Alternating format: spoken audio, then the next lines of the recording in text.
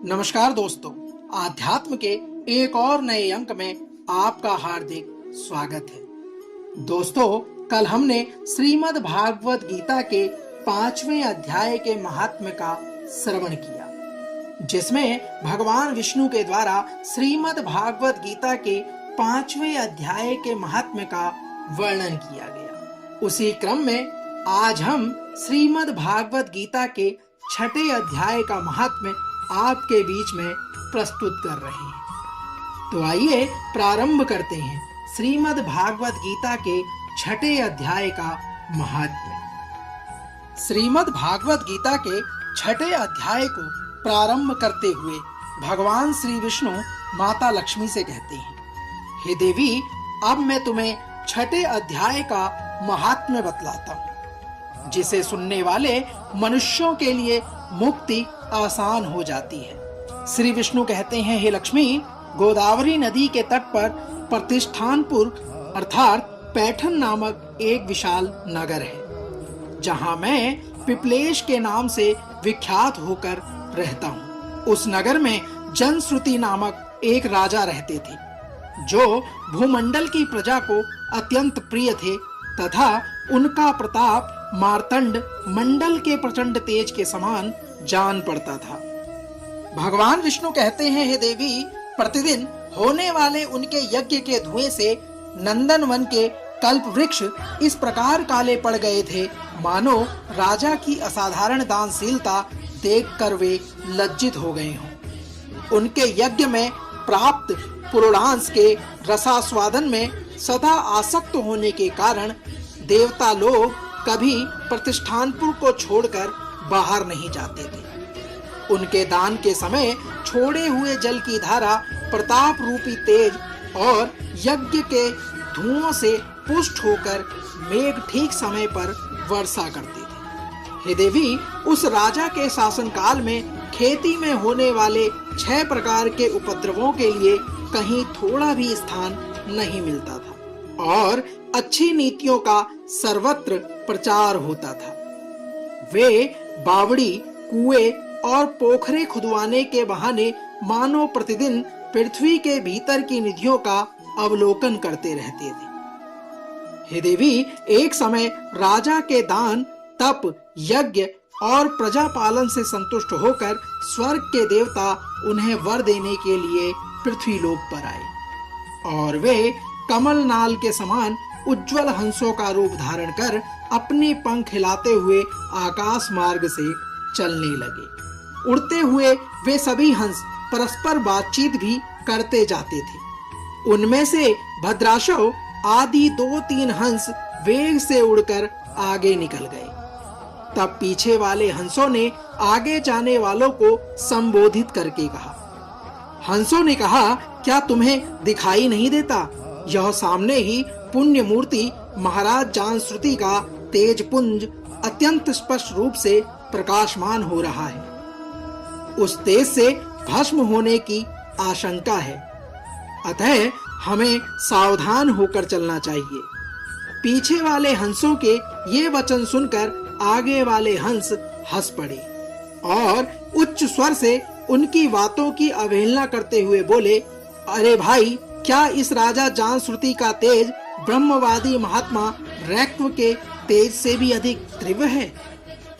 भगवान विष्णु आगे कहते हैं, हे देवी, हंसों की ये बात सुनकर राजा जानश्रुति अपने ऊंचे महल की छत से उतर गए और सुखपूर्वक आसन पर विराजमान हो अपने सारथी को बुलाकर बोले, जाओ, महात्मा रैक्व को यहाँ ले आओ।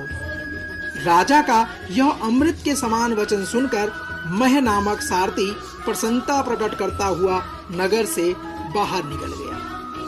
सबसे पहले उसने मुक्तिदायिनी काशीपुरी की यात्रा की, जहां जगत के स्वामी भगवान विश्वनाथ मनुष्यों को उपदेश दिया करते थे। उनके बाद वह गया क्षेत्र में पहुंचा, जहां प्रफुल्ल नेत्रों वाले भगवान गदाधर संपूर्ण लोकों का उद्धार करने के लिए निवास करते थे। तदंतर नाना तीर्थों के भ्रमण करता हुआ सारथी पाप नाशनी मथुरापुरी में पहुंच गया। यह भगवान श्री कृष्ण का आदि स्थान है, जो परम महान तथा मोक्ष प्रदान कराने वाला है। हे देवी, वेद और शास्त्रों में वह तीर्थ त्रिभुवन पति भगवान गोविंद के अवतार स्थान के नाम से प्रसिद्ध है। नाना देवता और ब्रह्म ऋषि उनका सेवन करते हैं। मथुरा नगर में यमुना के किनारे वे शोभा पाते हैं। उनकी आकृति अर्धचंद्र के समान प्रतीत होती है। हे देवी, वह सब तीर्थों के निवास से परिपूर्ण है और परम आनंद प्रदान करने के कारण सुंदर प्रतीत होता है। हे देवी, गोवर्धन पर्वत होने से मथुरा मंडल की शोभा और भी बढ़ गई है। वह पवित्र वृक्षों और लताओं से आवर्त है। उसमें 12 वन हैं। वह परम पुण्यमय था। सबको विश्राम देने वाले श्रुतियों के सारभूत भगवान श्री कृष्ण की आधार भूमि है। हे देवी, तत्पश्चात मथुरा से पश्चिम और उत्तर की दिशा की ओर बहुत दूर तक जाने पर सारथी को काश्मीर नामक नगर दिखाई दिया, जहां शंख के समान उज्जवल गगनचुंबी महलों की पंक्तियां भगवान शंकर के अट्ठास की शोभा पाती है, जहां ब्राह्मणों के शास्त्रीय आलाप को सुनकर मूक मनुष्य भी सुंदर वाणी और पदों का उच्चारण करते हुए देवता के समान हो जाते हैं, जहां निरंतर होने वाले यज्ञ धूम से व्याप्त होने के कारण आकाश मंडल मेघों से धुलते रहने पर भी अपनी कालिमा नहीं छोड़ते। हे देवी, जहां उपाध्याय के पास आकर छात्र जन्मकालीन अभ्यास से ही संपूर्ण कलाएं स्वतः पढ़ लेते हैं, तथा जहां मणिकेश्वर नाम से प्रसिद्ध भगवान चंद्रशेखर देहधारियों को वरदान देने के लिए नित्य निवास किया करते हैं। भगवान विष्णु आगे कहते हैं, हे देवी, काश्मीर के राजा मणिकेश्वर ने दिग्विजय में समस्त राजाओं को जीतकर भगवान शिव का पूजन किया था। तभी से उनका नाम मणिकेश्वर हो गया था। उन्हीं के मंदिर के दरवाजे पर महात्मा रैक्व एक छोटी सी गाड़ी पर बैठे अपने अंगों को खुजलाते हुए वृक्ष की छाया का सेवन कर रहे थे। इसी अवस्था में सारथी ने उन्हें देखा और राजा के बताए हुए भिन्न भिन्न चिन्हों से उसने शीघ्र ही रैक्व को पहचान लिया और उनके चरणों में प्रणाम करके कहा, हे ब्राह्मण, आप किस स्थान पर रहते हैं? आपका पूरा नाम क्या है?